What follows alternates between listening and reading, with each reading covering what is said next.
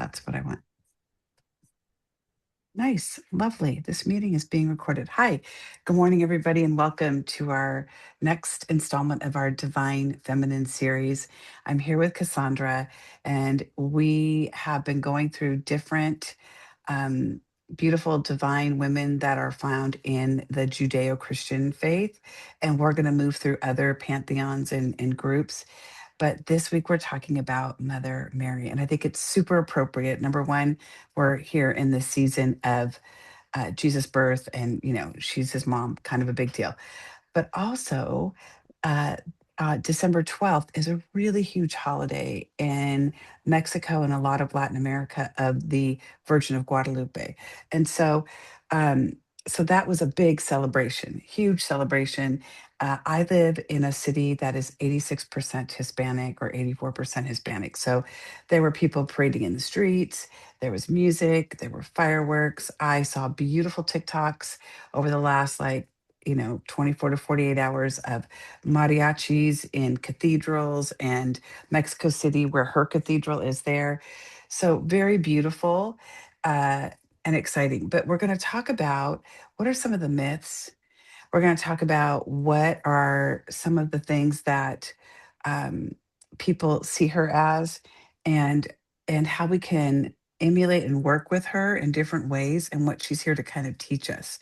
So I'm going to pull up my notes here on my phone because I want to start off by saying rather than only sticking to one particular doctrine or myth, like we're going to explore some factual things, we're going to explore things she's embodied, all these things, right?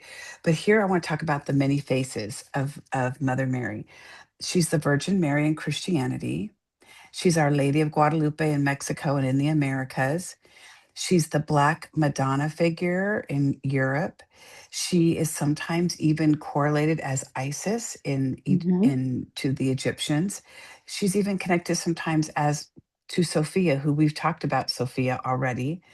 And in the indigenous Aztecs, she was, and I'm going to say this totally wrong, Tonantzin, and she was the mother goddess of the Aztecs. So, not that she was the mother goddess of Jesus, the mother of Jesus, but this mother goddess figure, right? So, each one kind of carries the same expression of the mother, of compassionate presence, of unconditional love. And so I just kind of want to start with that, and I'll let Cassandra introduce herself and share a little bit as well. Hi, I'm Cassandra. If you haven't met me before, I am just a truth seeker and a truth spreader, and that includes the divine feminine and, like she mentioned, all other cultures. And I started with the Judeo-Christian faith, because that's what I grew up in, and that's what I had trained to become a chaplain, and my own church did not necessarily allow that. So there was a lot of conflict with what I wanted to do and what my church would allow me to do. So I dove deep into pretty much all religions, but obviously focusing on how we can reframe what we've learned, especially in our Judeo-Christian faith, versus what history might have actually said, and versus what we can take in our own perspective. And Mother Mary, for me, actually did not have as big of a role in my Christian faith as what I've learned in the past, in the most recent years past, because to my Methodist church, she was a servant of God only. She was only this person that took what God's divine gift was, and she gave it to the world, and then she kind of was a silent person in the background. But as Debbie mentioned, we've seen her in other religions, and we've seen how maybe just reframing what we see in our own actual Bible looks like when we're taught something different, when we're taught to look at the text a little bit different. And Debbie mentioned, she was a co-creator. She was not just a servant of God that went out and just did his bidding.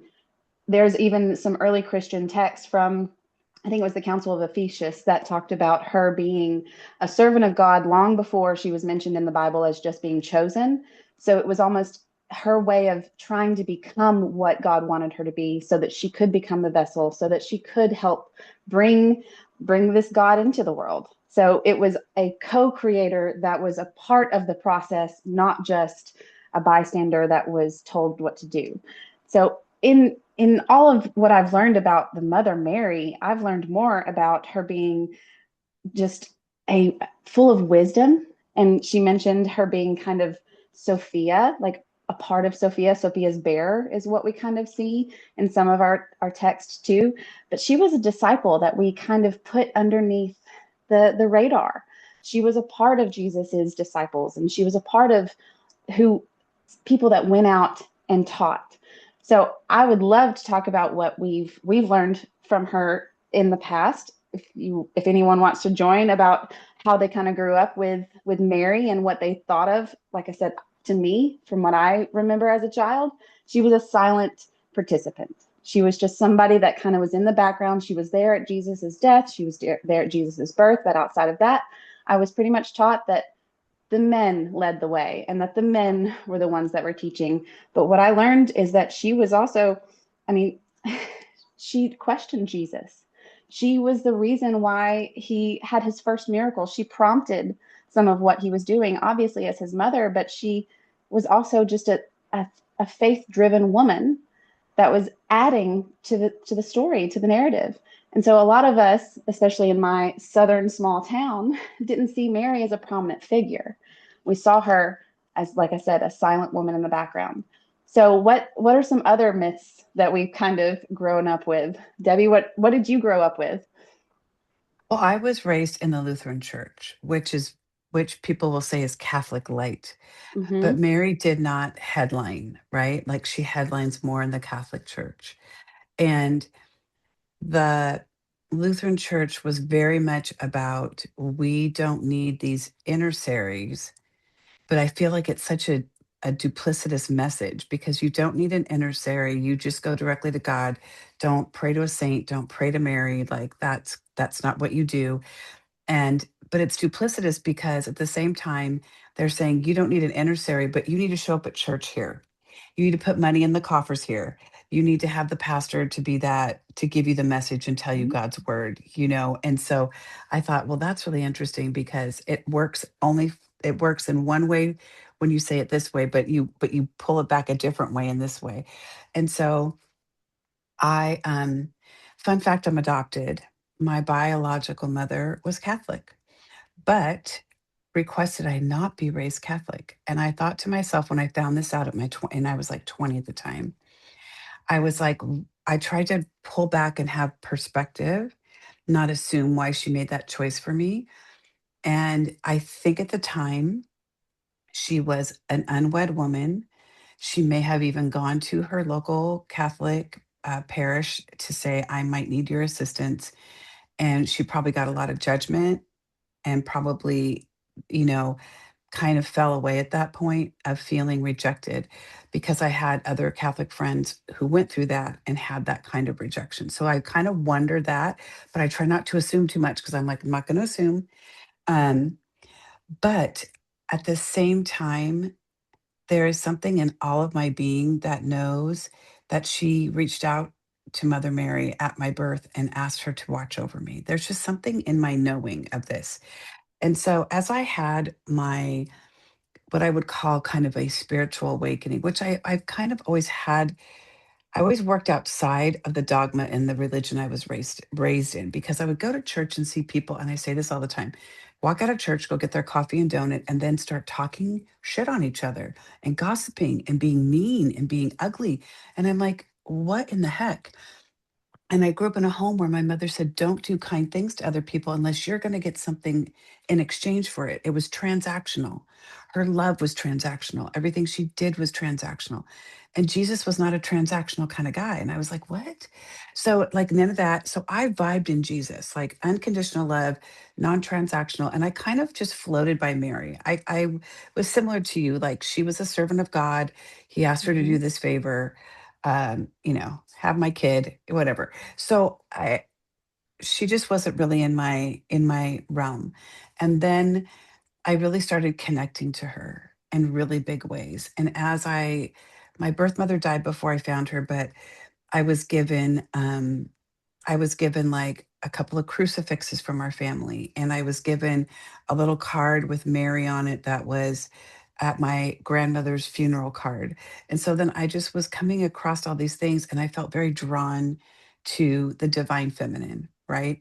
And so I studied Mary and I really connected with her. I have a beautiful oracle deck of Mother Mary cards that are so just loving, compassionate. She's just that person in your corner who is just going to root for you and be there for you. And so for me, I have this beautiful necklace that has the miraculous metal necklace, and it's Mary. This this girl whose mother passed away. I've shared this before. I'm so sorry. I'm repeating myself. Her mother passed away. She really she turned to Mother Mary and said, "I'm an orphan now," and she really was like into like Mother Mary replacing her mother. And she asked her father to become a nun. He said no, but then he finally let her. Anyways, she saw a vision of Mary with all this light emanating out of her hands, but not all the light was touching the earth. She said, "Why does not all the light touch the earth?" And Mary said, those are the blessings nobody asked for. They're there, but they never asked for them." And on the back, it talks about the children of Mary. It's in French. I'm French. And this woman worked with orphans. She worked with St. Vincent de Paul, but she also worked a lot with orphans. And so this was a big thing for her, having had her mother die. She wanted to work with children who were orphans. So that was very long-winded, but I love her energy. I love her wisdom.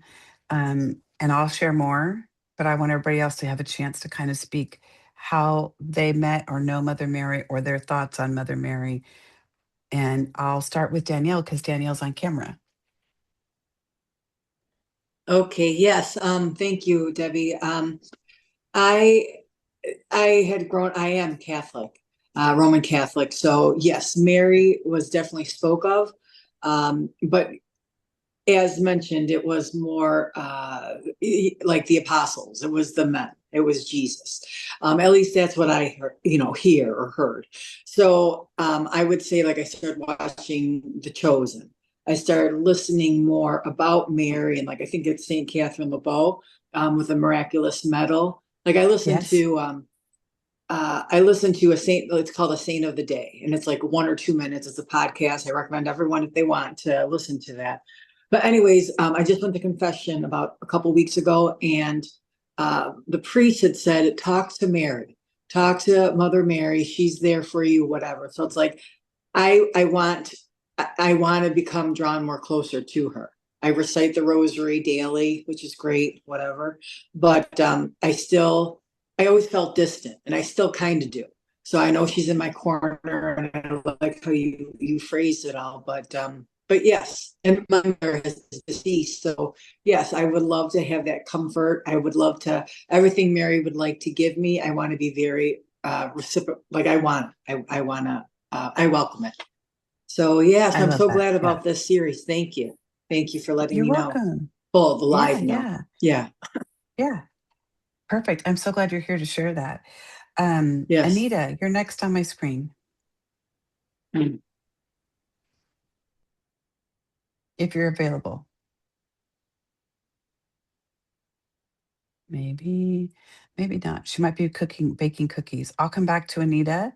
Britt said to skip her. She's not available to come on. Maddie. What's the question?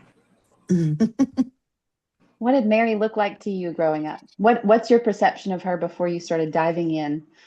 I grew up in the Catholic Church, and um, I don't know that she was really that present in our church. She was just the so-called mother of Jesus. Um, but now I'm not following Catholicism anymore. But now I I turn to her when I'm needing particular comfort, or I just need to feel like somebody is by my side when I'm in a situation or I'm alone or whatever. Um, I just ask her for her support and her love and her help. And I find my relationship with her comforting. So a place of comfort, that is so important. Yeah. And it looks like Luz, if you'd like to join us too. I would love to hear what Luz has to say, because Luz has, I don't know if she's available to come on. There she is. Luz lives in Mexico. So she's in Guadalajara, but she was here in the States, moved back to Guadalajara. Mm-hmm. And I think, Mary is like, she's headlining. I mean, she headlines the Catholic Church to this day, but she's like, I think, so near and dear in Mexico and in the Americas. Luz, I'll let you speak. Okay. Oh, I'm unmuted now. I was trying to There figure you it go. out. I'm on my phone today. So I think growing up, I was like a rebellious Catholic. I think growing up, I grew up, my family's Catholic, but my parents are very liberal. And I have a friend who's a pastor in the Lutheran church. She's like, you're one of us. Because I grew up with a family. We didn't have like the most traditional Mexican families have like statues of saints and Mary and a lot of this in their home. So I didn't grow up with that. My parents were very open about me exploring different religions, being open-minded and accepting of other people, no matter what their background was and stuff like that. So I didn't grow up in like a traditional Mexican Catholic home. But I also didn't have like a strong connection with Mary growing up. It wasn't until, and it was a December 12th. So that I love when December 12th comes around, because it was like around the time of my pre-awakening, I want to call it, because so I grew up in the church so much that for 20 years I was part of like the music ministry. And so I would play at church, sing and play the guitar. So one December 12th, I had my eyes closed, I was praying, and up until this point, I had been married, I think, 7 years by this time. I couldn't get pregnant. We were trying to have a baby, and it just wasn't working out. So that specific day, I made like a short, simple prayer inferring that I wanted to be a mother. And all I said in my mind, with my eyes closed during prayer, is I'm ready, type of thing. Like I was feeling this like motherly energy coming through that day. And I clearly heard a yes, like in my head, but close to me. And I opened my eyes and everybody's eyes were closed. I'm like, who said that? So this was the moment where I just like connected, like, oh my gosh, she's real. Because up until then, I thought everything as far as religion went was just metaphor, was fake, was all a show. So I was like a non-believer, just kind of being a Catholic traditionally for my family, going with the flow, doing the thing, first communion, getting confirmed, all that stuff, just because it was traditional, because my family did it.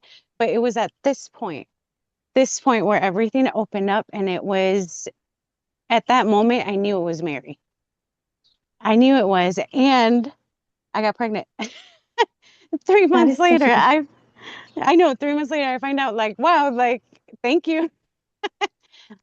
It was like such a wow moment. And ever since then, that was like when I started connecting more. So that was like my first like personal encounter. But before then, I was like, oh, none of this is real. But that was like the beginning of my personal relationship, and it just like took off from there. It's so funny how you said, it didn't seem real. And I think it's interesting that even those raised in Catholicism, again, the apostles, Jesus, the men are really what are so headlined to us. But I was growing up and I thought, how is Mary so special? Like, literally, Jesus was 13. They had gone to Jerusalem.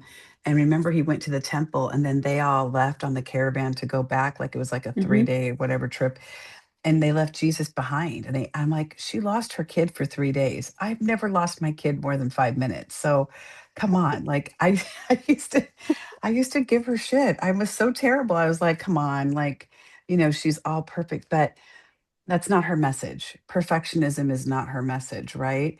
And I think it's interesting because Mary of Nazareth is a real woman, a Jewish woman. living under Hmm. Roman occupation, right? And women under Roman occupation just really didn't have a say, didn't have a lot going for them.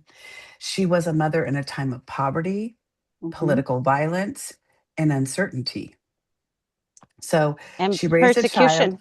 yeah, persecution. And she raised, think about this. Her child, they wanted to, they wanted to kill him. They had to like flee to Egypt, right? She raised a child that would later challenge the religious and the political systems. Like that was Hmm. big. She knew grief, she knew fear, she knew devotion, she knew resilience. Like this was a woman who like just said yes and faced ridicule, faced all kinds of things from society, from her people, from the religious leaders. And I know Cassandra has something she wants to say, so I'm going to stop and let her No, interject. it's going along with exactly what you're saying. I'm getting more Yeah. and more excited about what you're Okay. saying because it goes along with it perfectly. Like what she actually says politically, it's in the Bible in Luke. She actually has things to say. She is the woman that actually has things to say politically, economically. Her song of praise in Luke 41:46, she basically talks about the powerful being brought down. She talks about the lowly being lifted, the hungry being filled, the rich being sent away empty. That's a Right. political statement that is in the Bible that we can read where we see a woman has said these words in the time that you're talking about, in the Right. time of prosecution. And here's what's so crazy, right? She was not passive. She was courageous. Yes. Again, she said yes without knowing. But how many of us, and I'm telling you, as a Lutheran, like you have to know your Bible, like you have to read your Bible. Like, how many of us ever heard a priest or a pastor have any kind of message that followed the message of Mary and Luke in the book of Luke? I never I did. never Never remember that. once. I Never never once did remembered a that was sermon. that highlighted. It's called the Magnificat. And Yes. I had never, ever, ever, ever, ever, ever had a Same. Bible study, a Sunday school lesson, a homily, a sermon ever spoken on this. It is literally revolutionary. And Yes. so, I, if anything, I'm not going to sit here and have us all read through it. You did the highlights already for us. It is revolutionary. It speaks to what is happening Yes. right now in the United States. It speaks of the power of being brought down, right? And the lowly being should be lifted up. It talks Hmm. about it's not about meekness. It is about sovereignty rooted in humility. And it's Exactly. so beautiful. And so I highly encourage you, if you get a chance today, to go to the book of Luke. What chapter is it? It's Luke 1, number 46 through 55. So Okay, Luke from chapter 1. Luke chapter 1, right off the top, at the end of that, 46 to 55. Hmm. And I was like, it's not in chapter 2, because chapter 2 is the whole birth of Jesus. So Yes. I was thinking it was in chapter 1. Um, so yeah, so and so it's so like she was so well chosen because she was this person who had these revolutionary beliefs that paired and matched. And think of her as being this mother influencing and raising her son with this belief, right? And it reflects completely his beliefs. And it's Her so discernment. beautiful. Yes. Right. So beautiful. So, in spirituality, Mother Mary has appeared to mystics, healers, everyday people for centuries. There's aberrations of her everywhere. Um, I've seen people post pictures of they see her picture in a potato chip or in a slice of Yeah. bread, or like she's everywhere. And there's statues where she's crying. Sometimes it's tears of blood. Like there's all these miracles that go around her. But in that sense, I love what Maddie said. She's a comforter to Maddie, Yes. right? She's a comforter for grief. She's a guide through transition. She's a protector of children, very much so. And Danielle talking about the miraculous medal, and that nun was Catherine Laborde, who I had said her story of losing her own mother. She's a healer of the heart. She's a healer of the womb. She's a bridge between humanity and the divine. And That's again, I it. was raised, you don't need some intercession or anything, but she's not there. Like, I don't. She's just there to be like another person to support you, guide you, uh, just another connection. It's like community. And I think it's so beautiful that as a female, that I can think of another divine female to go to who's going to know me, understand me, who lived that experience, right? And just have that understanding of what it's like to be a woman. And her energy is often described as like this very gentle, not weak, but very Right. gentle, very steady, Hmm. very unwavering love that holds you oftentimes while you break open and to become more whole, right? I think that's a beautiful uh, experience to think of it that way. Is like she's there to hold you as you break open and become whole. She was never separate from the people. She met them where they were, right? And she celebrated other women. She celebrated John the Baptist's mother when she was pregnant and shared her joy of her pregnancy. And Hmm. um, just was somebody that lived amongst people and was this beautiful reminder. When I think of the Virgin Guadalupe, Guadalupe is a reminder that the divine feminine adapts, evolves, speaks through culture, that she is inclusive, she is embodied, and she is accessible. And so it wasn't like, I'm going to come to you, but I'm going to come to you in a version that the colonizers gave you. I'm going to come to you in a version that speaks to you, right? And this is why there are so many different cultures that think of her in different ways, because they think of her as this beautiful divine mother, and maybe they don't call her Mother Mary. Some call her Mari or Maria, Maria, but Maria. Mari. Hmm. Some say Mari as well. And so it's like she embodies the essence of the mother, right? Britt says, I think of Mother Teresa. She was an embodiment of Mother Mary's energy. I hear that. Yeah, I can hear that too. And so, what are some of the myths that we've been told? Um, Here's some things that I have heard. I wasn't taught these things because she wasn't big in my religious upbringing, but many people have represented that Mary represents purity through Hmm. suffering, purity through suffering. And there is nothing about God, creator, that wants you to suffer. There is nothing about suffering makes you a better anything. And so that is like a myth right there, right? Her purity is really about clarity of heart, not Hmm. denial of self. Not that I have to deny myself or be of some kind of suffering to be good enough. And that devotion That's means, another myth is like your devotion means self sacrifice with no boundaries.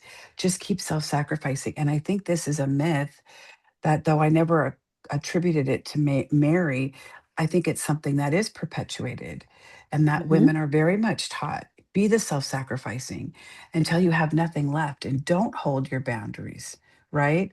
And her devotion was chosen, not forced. And, yes. you know, her, her, her silence at times was discernment, not suppression. And so boundaries were held, and she spoke when she had to speak, but she wasn't going to be silenced. Like holiness does not require silence, it does not require submission. And that um, motherhood is energetic and creative and spiritual, but it's not for everybody. Not everybody has to be a creator of a child. You can be a creator in many other ways, and you can be a light to other, and you can have mothering within you that has nothing to do with a child that you bore. I think, sorry, I'm going to use Maddie again. I think of Maddie only because Maddie just retired from being an accompanist. And so for over 44 years, she accompanied so many different choirs. The last 38 years, one choir specifically, adult and children. But she accompanied so many choirs, and she taught children music lessons. And I don't know, Maddie, maybe you can share. Like, I feel like you were maybe slightly surprised, like how much you were loved and embraced yesterday. They celebrated her at their concert and thanked her for the, being part of this community. And she didn't birth any of those children, but she made an impact in all of their lives. And so there's a woman that I sang in choir with, and her husband had no children. I don't know if that was by choice or if that's just how it worked out for them. But she was such this kind, loving, mothering energy to me. And I always just felt that mothering energy from her. And I remember one Mother's Day, we sang in choir, and I went up to her after church and just hugged her. And I said, I just want to thank you for the mother energy you provide and like the mother figure you are to me, though you're not my mom. And she was so touched by that. Right. And so I think this is Mary's representation. It's not that you have to have a child to have that kindness and that empathy and that unconditional love, that you can provide that to anybody in your life and embody that in her. And then I'm going to pause and let Cassandra speak. Oh, well, I was just going to go along with exactly what you were saying. And I mean, everything, that mother quality doesn't have to mean that we have to bear a child. That's just part of what we consider the divine feminine. That's what we've been diving into, is what does femininity look like when it airs on the divine side, when it airs on the discern, the strong, the wise side. And that's why, like, when we look at her as a bearer of divine wisdom, I mean, in some circles, Jesus is seen as the embodiment of Sophia. So the embodiment of that wisdom means that Mother Mary brought that wisdom into the world. She, like you said, she was that bridge of divine into humanity. So she was the reason why we could see what wisdom looked like in a human being. So even, yes, she was a mother creator, but she's also the example of how strength doesn't have to come from chaos all the time, how strength can come from discernment and from taking a moment to consider our choices. Because it's like you said, she made the choice to have God's baby. She made the choice to go along with it. This wasn't something that she was just told to do and then she went along without any question. She had to think about it. And there are other texts that talk about her life and her devotion in the church prior to being given that gift or being given that opportunity. So she had a life long before, yes, feminine energy, creation, cultivation, and nurturing.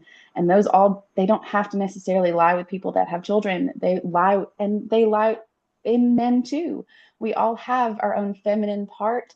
And that's what this looks like. It looks like strength. It looks like wisdom and discernment. And it looks like unconditional love. And what you've been talking about is providing comfort. There are several instances in the Bible where she shows comfort without having to say anything. But then she, again, has in Luke her entire song of praise about how magnificent the Lord is and how magnificent everything that he brings is. And so we see that she uses her actions and her words to show that strength. So I'm becoming a huge fan of Mother Mary myself. The more that I learned about her, it's interesting how we can find divinity. Oh, That's it's my so phone case. beautiful. And it's also so colorful and so Right. vibrant. And that's kind of what I think of when I think of femininity too, is like this vibrancy that's almost chaotic, but then we get reminded that it doesn't have to be all chaos, that it can also be strength and quiet. So her being, like I said, the bearer of divine wisdom, to me, that made her role so much more important to me than what I was taught in the church ever.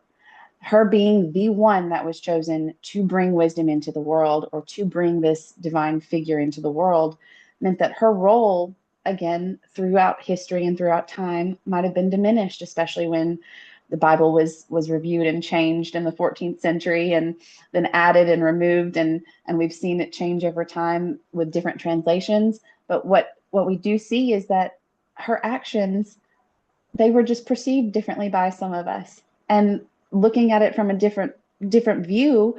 I mean, obviously, male only clergies benefited from having men being the center point. But what we can see is we see her presence when she was present at Jesus's death, when she was present when no one else could be, when no one else had the strength to stay. She was creative in her own ways and how she managed people and how she managed Jesus. Her courage in general to be around, to maintain everything that she did, and her wisdom in general. Like, these are all things that we had kind of glossed over in our history. Right. And so now And talking about her just makes it more exciting. it really does. And a thing that I wrote in my notes here again is she births truth and compassion, not just children, right? She births truth. She births compassion. And so she's kind of, in my opinion, also asking me, what am I going to birth within me? What am Yes. I going to bring forward? What What are am you going to I, create? what am I going to be the creator of? And what am I creating? What is the life I am creating? How do I walk in this world? How do I treat others with compassion? How do I treat others, the lowly, the meek, the mild? How do I treat everybody that crosses my path? Right? And the devotion without self-sacrifice. And I think that's that big myth of self-sacrifice. And Mm-hmm. excuse me, and I love that. She births truth and compassion, not just children. I think it's interesting as I've gotten to really know her and I feel her energy. And I have that deck of cards, that oracle cards, and they're so beautiful, like just messages written in her voice speaking to you as well. And I feel like she is calling on she's there calling on you when you feel like everything is just heavy, like she's just going to be there. She wants to be there with compassion. When you feel overwhelmed, she's like a calming spirit, right? She's just there to be like, okay, let's take a deep breath.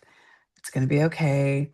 I'm here with you. And she's just that supporting role in your corner. I think she's asking to help you soften the parts of you that are the rough edges, right? She's there to say, Often. we can soften a little Mm-hmm. bit. She's also inviting you to have some boundaries and to set those boundaries rooted in love, right?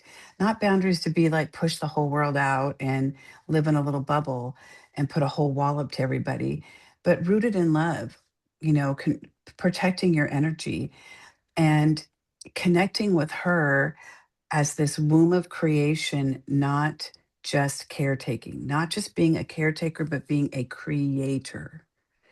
I'm going to say that again, connecting with her as the womb of creation. And in Reiki healing, we're talking about the energy centers of our body, and where our womb resides is called our sacral. And your sacral is that place of creation. And it's not just bow chicka wow wow, make a baby creation. It is your creative ways and how you speak and what you do and what you create. And we were talking last night about recipes and cooking and making food. And sometimes the secret ingredient of why some things tasted so good growing up was the love our grandmother mixed in, or the love that somebody else was mixing into the food. And what is the love you're putting in the recipe of your life, of your food, of your day-to-day experiences?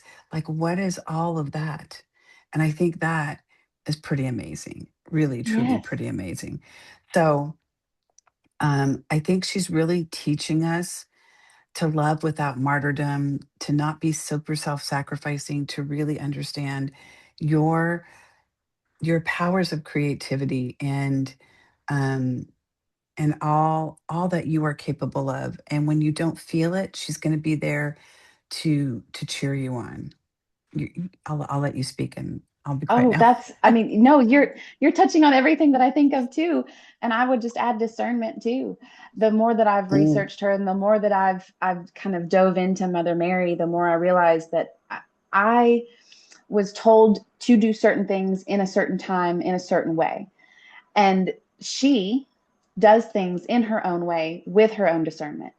And so it was empowering to think of a mother, a creator, who encourages us to use our own power, to use our own thought process, and to use our experiences to create the life that we want. So yes, it's all about creation, but it's also about using our own intuition and what's inside ourselves, the wisdom that we have in ourselves, because that's what she did. So she was an example of that.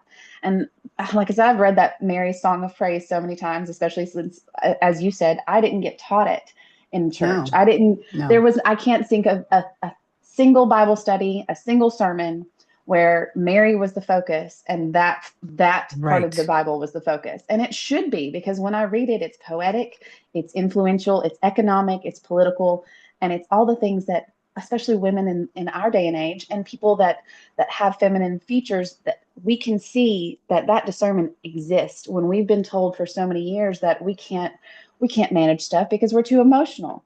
We can't manage life because we can't handle our own emotions.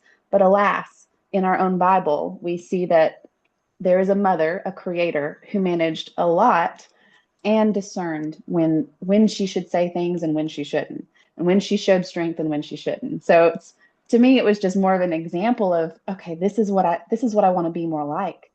And that's, to me, is exciting when we go back in and we reevaluate what we've learned versus what we kind of want to learn in the future, and how we want to see ourselves through these divine feminine figures and through these figures that kind of glossed over. Right. I wrote in my notes compassion with discernment. So I love that you Yes. highlighted that. Yeah. We're just tapping on each other's notes here. So, what is the message of Mother Mary today? And what is her message for you today and this time? Not just the message she wrote, which still resonates today, but what is her message for you today? And I think here's what I wrote in my notes. You don't have to suffer to be worthy. There's nothing about suffering that gives you more worth, more validity. You do not have to suffer to be worthy. You do not have to be perfect to be holy, to be divine. You don't have to be perfect. You Yes. do not have to abandon yourself to be loving. She's not here to tell you to abandon who you are. And she's inviting you into having more compassion with discernment, into service without self erasure, not service that depletes you to absolutely nothing, not serve, serve, serve till you're just so exhausted you just collapse into a puddle. That she wants you to do it without self deprecating yourself, self erasure, self harm. And like you have to know what you're capable of doing and not overdo it. She wants to tell you that devotion includes yourself. This is very key. We are always taught how we are supposed to give out, and she wants you to reflect some devotion to yourself within. My word of the year last year was devoted. I'm going to be devoted to myself first. And then I'm going to be devoted to the people and the causes and the things that need the attention that I feel are important to my heart.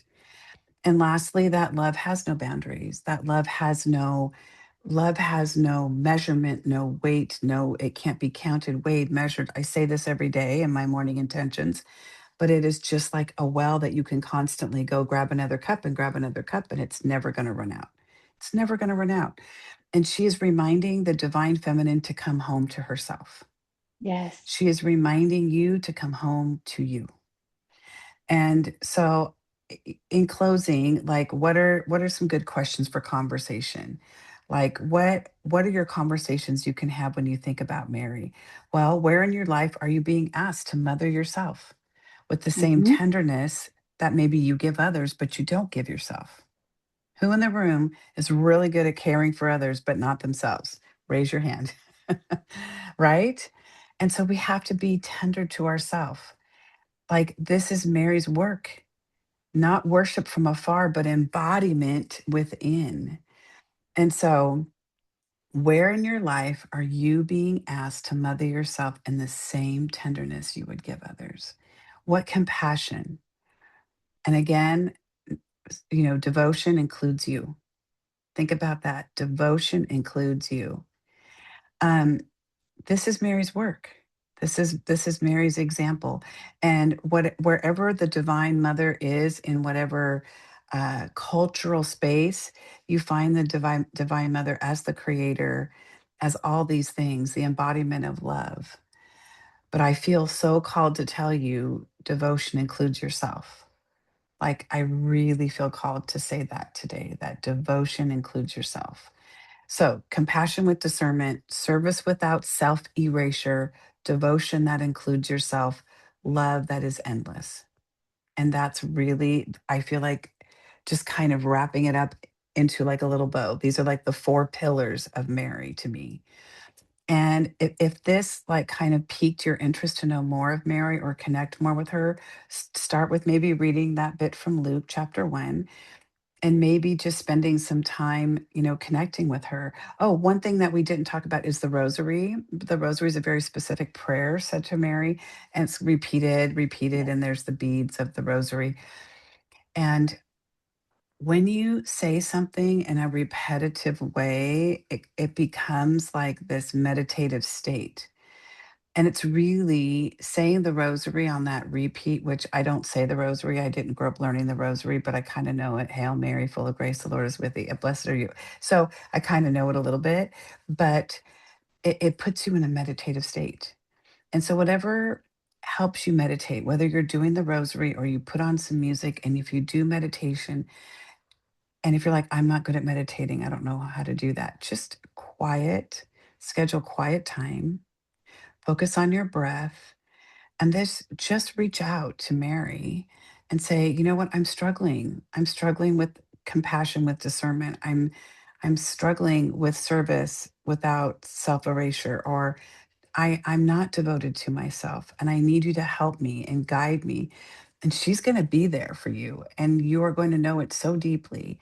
And so think of how you can pull that into your life. And if you're in a stigma or dogma about religiosity, and then just, the divine mother, just the divine mother, reach out to the divine mother energy. But Mother Mary is really in your corner. Take it from a Lutheran girl. The I know. Lutherans are really like, we are not Catholic, whatever. Um, like, y'all believe the same thing. Calm down. Like, I just like Ireland. Like, these people are fighting and killing each other over Mm-hmm. the same thing they believe. Like, what the Mm-hmm. heck? Anyway, I digress. Just know she's in your corner, and she's really calling you in to let go of whatever belief you hold on to, and just be open to understanding that there's more out there supporting you than you could ever imagine. And I have found her as a great support for me in a time where I struggle in my relationship with my mother that was going really good for like 4 years, and she's kind of become toxic again. And it's like, I know my value and worth, and I give myself that compassion, and I give myself that love that I would want to seek from my own mother that I'm not going to receive. And I have, for those of you who have lost a mother, you don't have the mother in your life anymore. She's still there to be that embodiment of love for you. And so that's kind of where I'm coming with this today. And I love that we're talking about Mary, and we just had this huge celebration for the Virgin of Guadalupe. And again, I kind of dig her, I and love it.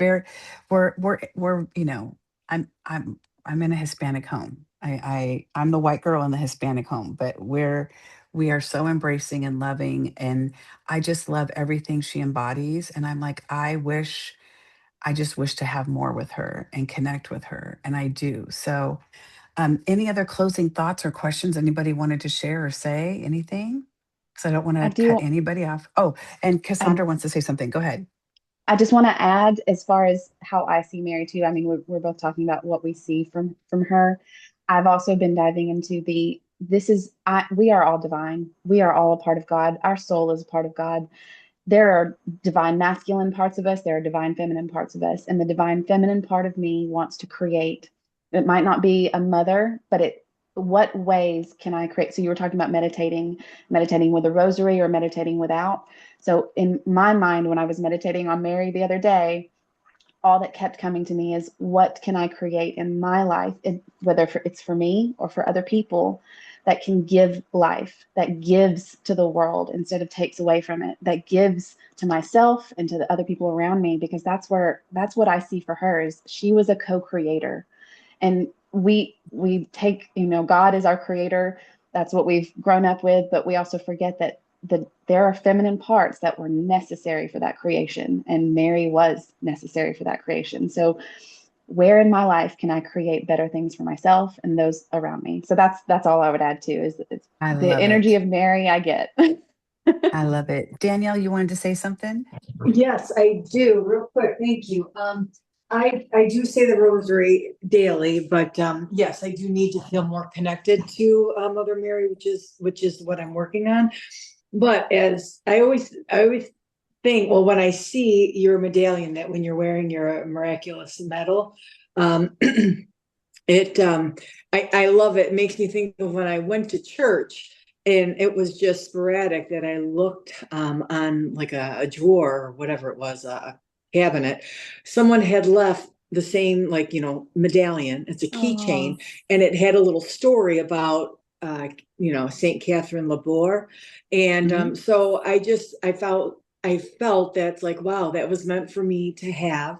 And I bring it out and I feel Mary. I run my finger through on the metal. So anyways, it's just like I feel. And then here's this, like, a godsend, like, to hear your ladies' perspective and all of us share.